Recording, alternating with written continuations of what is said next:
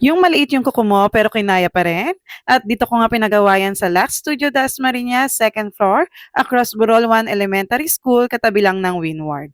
Siyempre, deserve din natin mag-pamper at mag-relax. At buti na lang marami na silang branches dito sa Cavite at meron na nga dito sa Dasma. Ang ganda ng ambience ng store at mabango. Ito yung mga services na pwede niyo i-avail. Meron silang lash services, nail services, brow and waxing services. So, ang pinili ko yung Puts Pa with Classic Pedicure, manicure, and lashes. Disney princess mo ng ma'am nyo. Napaka-accommodating ng mga staff nila dito. Napaka-ingat nila sa mga customers at sobrang gaan ng kamay nila. Inantok nga ako dito eh. After ng puts pa, nagpa-manicure na rin ako. Simple lang yung gusto ko, classic manicure. Etong si Miss Chell ang gumawa. Halos hindi ko talaga maramdaman sa sobrang gaan niyang gumawa. Pwede kayo magpa-gel polish with design, kayang-kaya ng Lux Babe yan. Highly recommended ko sila bukod sa mura, quality pa ang gawa, malinis at pulido, kahit maliit ang kuko. At nagpa-eyelash extension na rin ako. Alam niyo ba dun sa last na pinagawa ko, halos mamaga ang mata ko. Sa Lux Babe, nakaidlip pa ako sa galing ni Miss Laila maglagay ng eyelash extension.